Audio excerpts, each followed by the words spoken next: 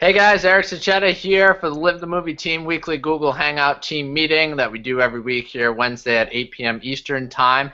And I'm excited because tonight's topic is it's extremely important. It's all about creating culture, and it's something that's really important. Not just if you were to be in an online business or run your own online business, but it's important in any type of business. And I'll kind of talk about that as I go through my main point. Culture is what actually takes a business from one level and takes it to a whole nother level where you can leverage your time. You have people helping you, and people helping you that aren't even officially, on your staff or members or whatever. And I'll explain what that means in a second. So we have a couple panel members here today, Anne-Marie and Dario. We've already said hi, so we'll just have them wave and say hello. But I'm going to run through my 6 points here really quick about culture, and then I'm going to see if they have any comments here at the end. And we'll keep it short and tight for tonight. Like I said, some of the leaders on our team were on a different call last night that ran pretty late. So we're going to get you some good information, but again, keep it tight. All right, so when we talk about culture, the first thing is you want to have a vision or a tagline or a mission related to either your product or service or something that's representative of the entire company that you represent. So for example, with our team, we're called the Live the Movie Team. And our team is some of the leaders you see on the screen, some of the other leaders that are watching just on our page, and then we have some other leaders that weren't able to join us today.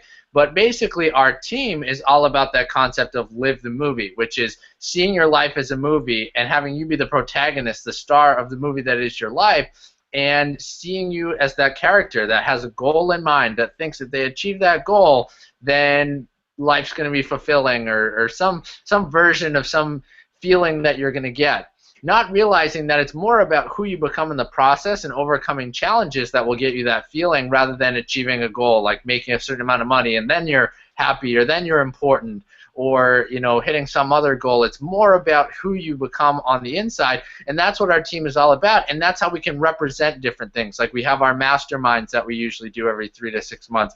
We have different companies that we represent, but it all falls under the umbrella. If you want to be a part of our team, you have to adopt this concept of live the movie, and that you are going to be the protagonist of your life.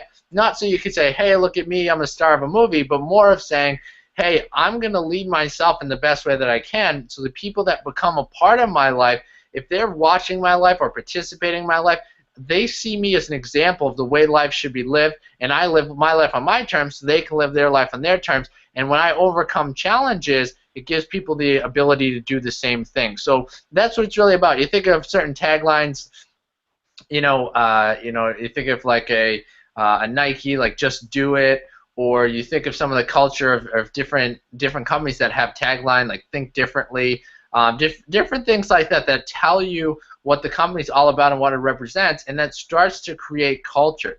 So when it comes to online marketing, I sign off every single one of my emails that says, live the movie Eric. I talk about it a lot in videos. Anytime I do a video and sign off, I say live the movie. If someone watches me, follows me for a long time, I'll explain what live the movie is. I usually explain it, what it means on some of these Hangouts. So people already have an idea that if they decide to join our team and whatever we're doing, whether it's a mastermind or another product or service we represent, they know that's the culture they're going to be a part of, and they're going to make a decision to join us based on that, rather than making a decision like, hey, if I join this, am I going to make a bunch of money? Is this mastermind going to be worth it? It's more about, does someone want to be a part of the culture? And then you're attracting people that want to be a part of that culture and not people that don't want to be a part of that culture, which is very important, because when you think about having a team or a program or an opportunity, you say, oh, I want all kinds of these, I want everybody, right?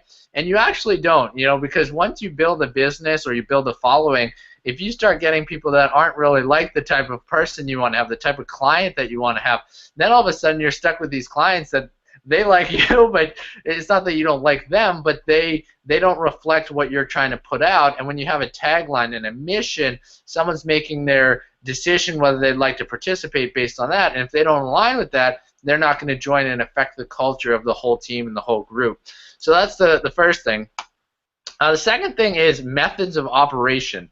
And what I mean by that is when you come into a group or an environment, you need to set the tone. You don't want the people that are joining setting the tone or being the one to dictate the questions that are asked and things like that. So for example, when we have new people join our team, we welcome them into our team group. Everybody says welcome, congratulations for joining us. When people join our Hangouts like this, we do things and get excited for people. And we do that, and because everybody does that, all of a sudden new people start doing the same thing. So, it's funny when we add new people to our different Facebook groups and communities, I'll see someone that I welcome and have all of our team members welcome, and then as soon as we get another team member that just joined says welcome, and so on and so forth. When we get new people that come onto our Hangouts or really get involved with our team, they see the culture not necessarily just from me, but also from the other people that are a part of our team. And what that does is that creates an environment. It creates social proof. I'll give you one example. When I used to work for a direct sales company, which is very similar to working online in terms of the different things you have to do in terms of like driving traffic and doing different things like that, but it was done in person.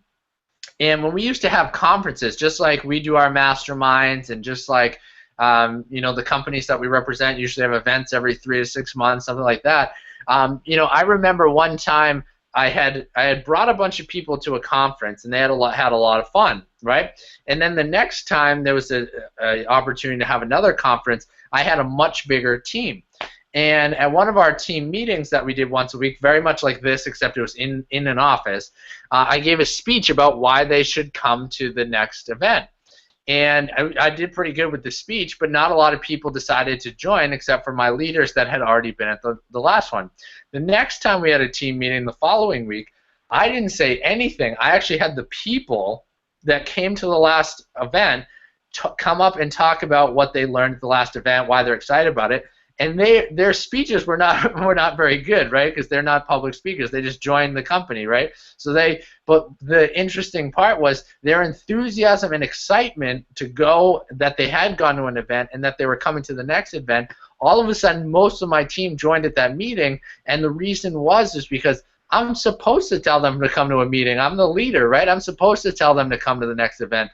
But when the other people on my team that aren't officially, the manager of the office like me, when the people on my team that are in the same position as them say, oh, I already went and it's awesome, that's when they all decide to sign up. So my point is, when you create culture, a lot of times your influence comes from the people that are already on your team or the leaders.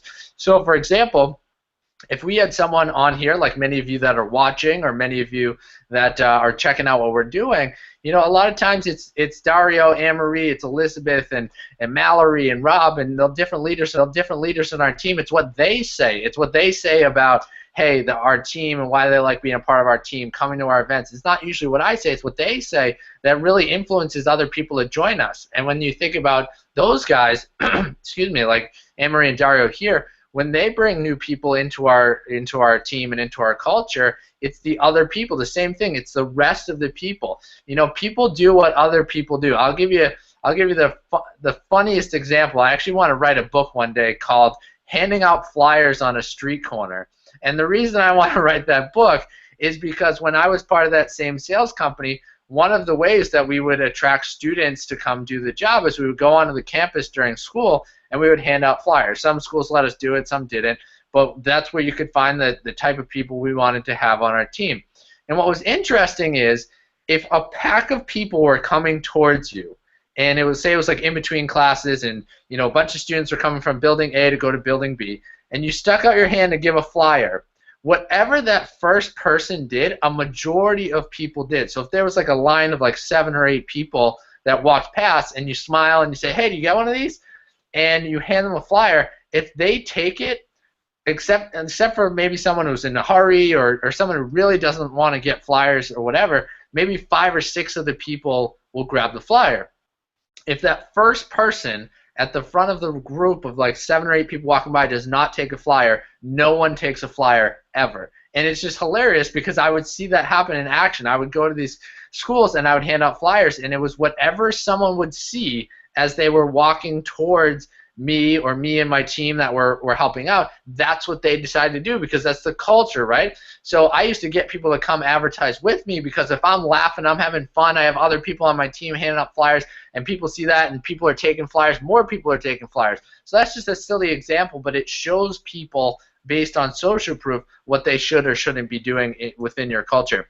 Okay, so the third very important thing is recognition. You know, when people decide, you know, especially here online, when people decide that they're going to, you know, purchase products in our different opportunities that we have, we congratulate them because it's hey, I'm investing in my education. Yeah, a lot of the opportunities that we invest in, there is a money-making element to it, but you're investing in yourself. You're saying, hey, I'm willing to put in the effort. I'm willing to learn. I'm willing to do what is necessary to succeed. And then we congratulate them. They feel good. That makes them want to learn. When they learn, they want to share what they've learned with others. And when that person joins, we congratulate them as well. So we create recognition because people, when people feel good, they're going to keep doing. Whatever makes you feel good, you're going to keep doing, right? So even if something's difficult, if you get recognized for the effort or the results that you're getting, you're going to keep coming back to that place. So we want to create that type of results. One of the opportunities that we do represent, the Freedompreneur Academy, Anne-Marie and Dario both signed up recently. I congratulate them on joining. They're working their way through the modules, things like that. And again, that makes them feel good. It makes them excited to learn, and it makes them excited to share what they learn within the group because it's such an awesome opportunity to be a part of. So that's an example. A culture of recognition can be so powerful.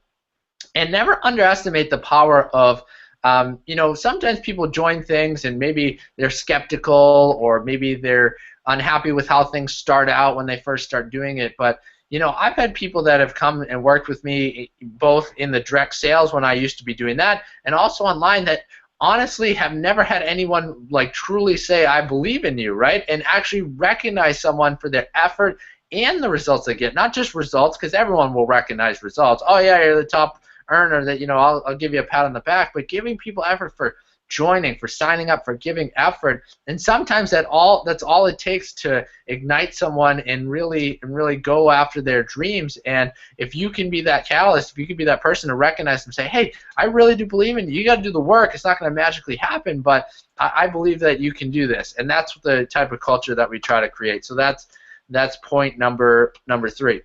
So point number 4 is to, I wrote down, is be available with leverage. So be available with leverage. What that means is, specifically because we're talking about online business and online promotion, you want to be in front of the people that you're trying to have join your team, join your opportunity, to follow you. You want to be in front of them as much as possible, but you want to do it in a leveraged way. What does that mean? It means, you know, maybe you create a video and you teach something. You take that video, you put it up on a blog that you might represent. You know, you take that blog, you email it out to your list. You post that in your Facebook fan page or your Facebook personal page. And now all of a sudden there's a million different places that people can see that video. So as they go through their day and go through their different points of contact with you, they continue to see you. And not only that, but you have different points of contact. So I'll give you an example. My mentor, Rhonda Swan, Brian and Rhonda Swan, who actually created the Freedompreneur Academy, which is a group that many of us are a part of, they're very interesting in the fact that I feel like I have so much communication with them. But honestly, I've been to their 3 or 4 of their live events, and I've talked to Rhonda on the phone maybe 3 times and Brian twice, and this is like in 2 years. But I feel like I know everything about them, and I talk to them all the time. Why do I feel this way? Every Monday and every Friday, Rhonda posts an update video in our groups about what's going on with them, right? And it's usually a teaching moment as well as telling people about what's going on in their lives. Then they send that out in their email list, right? And then on Wednesdays, they have their team hangout after ours at 9 o'clock. So then I get an email about, you know, the Hangout. On Tuesday, I get an email about Wednesday's Hangout. Wednesday, I check out the Hangout, right? On Thursday, they're talking about the replay of the Hangout. Friday, they're doing another video. So I feel like I get a communication from them every single day of the quote-unquote work week, and in reality, I never really even had a one-on-one interaction because their videos are powerful. They have that Hangout. Hangouts are awesome because you get to talk to so many different people that are watching and are also on the screen, but you're leveraging 1 hour of your time. Now, having said that, it's also important if you get people to actually be a part of your team and community, you still want to be available to them, but not be on everyone's beck and call, right? You can't do a 1-hour call with every person on your team every single day. But if you can have that communication where you're posting update videos regularly, you're hosting a Hangout, and every once in a while you do a live one-on-one call with someone, then it doesn't feel like they don't get a communication with you, because all of those communications, even if they're not one-on-one, build rapport with that person, that when you do have the one-on-one conversation, they're very appreciative, and after that they're able to get that other communication from you and feel like they're always a part of your community, that you care about them and you trust them. And then because you have these different groups and things you're working in, if you get general feedback from a bunch of people about things that they need or things that they need to work on, you can make a video or a Hangout and send it out to everybody so they are aware of the changes that you're making and things that you're working on. So those are some really good examples when it comes to being available with leverage. Number 5 is very similar. So number 5 is constant communication. So this is a reiteration of point 4. I just kind of separated it. Is that you want to have consistent communication. So if you say I'm going to do an update video on Monday and Friday, make sure you do that every week. You could create it different days of the week, but make sure to put it out those days, right? If that's what you want to do. If you're going to blog certain days, make sure you blog certain days. If you're going to put Facebook posts certain days, make sure you do them. It's less about how much you communicate. Some people will tell you, you should post on Facebook 4 times a day. Some people should say once a day. Some people say email your list every day. Some people say email your list 3 times a week. It's less about what you do and more about being consistent with what you do. Because if you're consistent, then people know what to expect from you, and because there's expectations, the people that actually want to follow you and actually subscribe to what you're doing, they'll continue to follow. They'll be more engaged. You'll have more people open your emails. You'll have more people on your Hangouts. And then when people sign up, they'll actually be excited to do the products and services that you represent, because they know, like, and trust you. They know you're consistent. You know, one of the things that many of our guys here actually learned at our Live the Movie Mastermind in February in Greenville, South Carolina, was the whole concept of certainty. Is that most people are out in the world and they're just reacting to everything, right? Everyone tries to do the best they can, but they're reacting, right? Things go wrong and they're trying to put up fires left and right, left and right. They want to make money. They're chasing all kinds of opportunities. But if they can see someone that's like this pillar, someone that's certain, right, that says, hey, follow me. It's not going to be an overnight success, but if you follow me and you stick with this, we're going somewhere. And then they actually see you consistently day in and day out, week in and week out, continuing to say the same things, continuing to represent the same values. All of a sudden, that person that's all over the place, chasing fires and being like, my life's out of control, they'll see you as that person like, okay, I can follow this person, and I know they're going to be there for me. Maybe not in a one-on-one setting, but they're going to be there for me, and I can always go to them. And if I decide to join what they're doing, I can trust that it's going to be worth it to me. And that's why when that happens, you get people to join. You get people to take action on your products and services because that trust is there. So that's the point of consistent communication. Number 6. And this is really one of the ways that you can take things to the next level, right? Is what I wrote down is give leaders roles. And what that means is you want to actually take people that are a part of your program or your service or whatever you represent and actually give them leadership roles. So again, I want to relate this back to both these direct sales company I used to represent, and also these Hangouts, because it's literally the same thing. So we used to do every Wednesday or Thursday night when I was running my direct sales office. We would do team meetings at night, usually 8 or 9 o'clock, very similar to this. But in certain times of year, our team would be smaller or bigger depending on when students were available, because most of our sales reps are students. So let's say the summer was about to break, right? And we had a few groups that we launched in a training, and we're going to have a team meeting. And you say, well, how am I going to convince all these new people to come to a team meeting when no one else besides these new guys are actually going to be at the meeting, because they're kind of starting up our team for the summer? One of the ways you do that is you take the people that are either getting results or at the very least taking consistent action, and you actually give them a role in the meeting, right? You actually say, hey, Johnny, you know what? You sold $1,000 this week. I'm going to have you give a talk. It's going to be really short, like 2 minutes, but I just want you to tell everybody what you did to sell $1,000 this week. Can you think you can do that? Okay, great. So I can put you down that you're going to talk for 2 or 3 minutes at our meeting on Wednesday at 8 o'clock. Now, is that person going to show up for the meeting? Absolutely, because they're actually a part of the meeting. I might tell somebody else, hey, Johnny, you know what? If you could do me a favor, I know you're super, super organized. We need to hand out some stuff at this meeting, and I want to make sure you're there early. You got to make some phone calls, but then we're going to have you hand out some stuff. All of a sudden, when you give a bunch of people roles in the team meeting, what do? They show up. They show up, you recognize them for the role that they played in the meeting, they definitely come to the next meeting, and when the team grows, it's very easy to get all the new people to come because you say, hey, you remember Johnny who's at like $4,000 in sales? Oh yeah, he's going to be speaking at the team meeting. You got to make sure you're there, and you create that culture. With our team here, what we do is we have the leaders come on the screen, and I have them give feedback based on what the different talks that I give are. And if I'm not speaking, I have one of them actually lead the call. And I actually have everybody else on our team decide to play the bigger role within our meeting instead of myself, and I kind of sit back and take notes and observe. And what that does is it creates accountability. It makes sure my leaders, the leaders on our team, they're on the Hangout, they're taking notes, they're learning from each other, they're feeling like they're participating.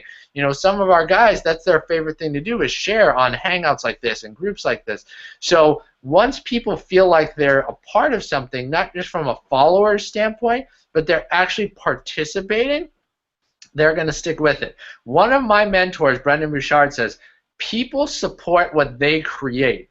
So I'll say that again. People support what they create. So if someone feels like even if they don't own a business or they don't own a meeting or they don't make any money off a particular meeting or something, but they're part of the creation process of that meeting, that product, that service, they're going to take ownership of it. They're going to represent it. They're going to promote it because it's partly their doing.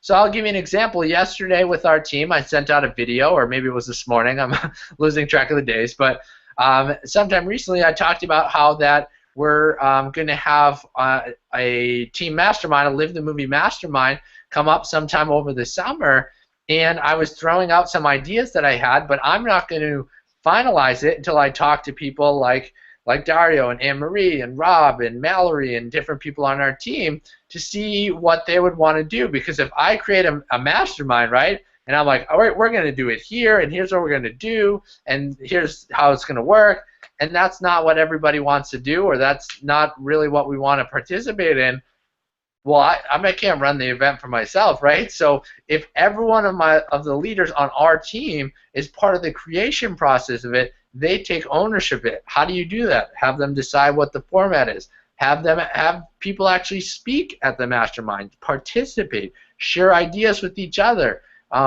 have conversations amongst the different leaders, and that's how you can guarantee that culture will be created because everyone's already participating in it, and then when someone just joins, they just get caught up in the middle of the cycle of what's going on. I know a lot. I give a ton of examples back to my direct sales days because there's so many similarities to working online. They just happen to be in person. In that business, there would be a certain time of year where you actually didn't really have to try that hard to get people to not only join but to sell. And it was once there was so much success going on at the office that it really didn't matter who was interviewing these people, who was running the training, because they would just see people coming in with orders. They would see people excited. They would have energy. The receptionists would have energy. And all of a sudden, because they're seeing success everywhere, that people just get caught up in it and just believe more that they could sell the product that we represented. There wasn't any truth to the fact that it was easier for them to sell. It was just as easy 10 weeks ago when the first people started as it was that day. It's just they saw results everywhere, and it was so easy for them to believe they could do it because of that.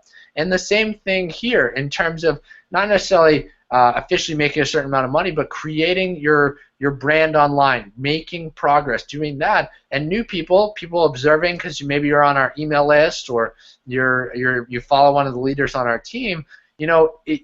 Your belief comes from the fact that we have people on our team that are excited, that are making progress, that are learning from the opportunities that we represent, And that's actually what gets you excited about the opportunity to join our team for our masterminds and the products and services we represent, not the products and services in the mastermind itself. It's the people, it's the culture, it's the community, it's social proof, it's recognition, it's all the things that we do and represent within our team. That's what creates that opportunity. So that was the main 6 points that I had.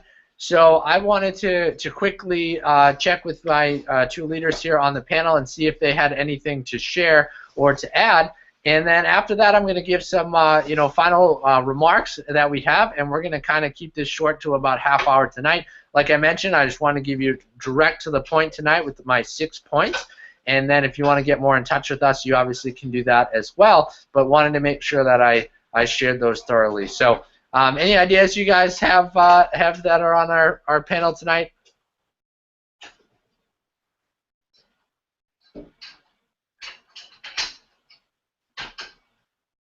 I think you have to unmute, Emery, if you were going to say something.